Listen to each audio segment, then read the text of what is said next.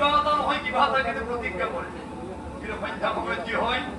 R Jadupati Krishna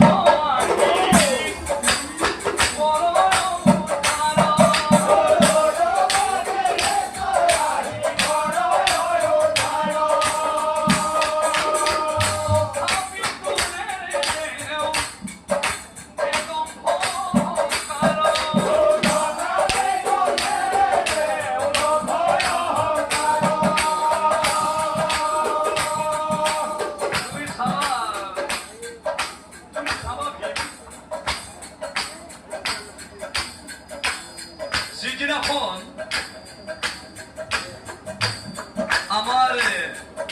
নাতি অভিমান্যু সপ্তৰথীয়ে বেৰি ধৰি মাৰিছিল আৰু এই বাতৰিটো যেতিয়া অৰ্জুনে পাইছিল চিঞৰি চিঞৰি গৈ আছিল গুণ হেৰ জয়দ্ৰ কন্যাই সমৰ কৰি মোৰ পুত্ৰক তৈ কৰি নিধন অহাকাৰী সূৰ্যস্ত যোৱাৰ আগেই তোৰ মই কঠিন জীৱন অন্যথা অগণিত যাত্ৰী মই তেজীৰ জীৱন বুলি তেজু ফালি চিঞৰি আছে আৰু প্ৰভু কৃষ্ণই যদি হঠাতে এন্ধাৰ হঠাতে পোহৰ কৰি নিদিলেহেঁতেন জয়দ্ৰথক জানো বঢ়িব পাৰিলেহেঁতেন নাই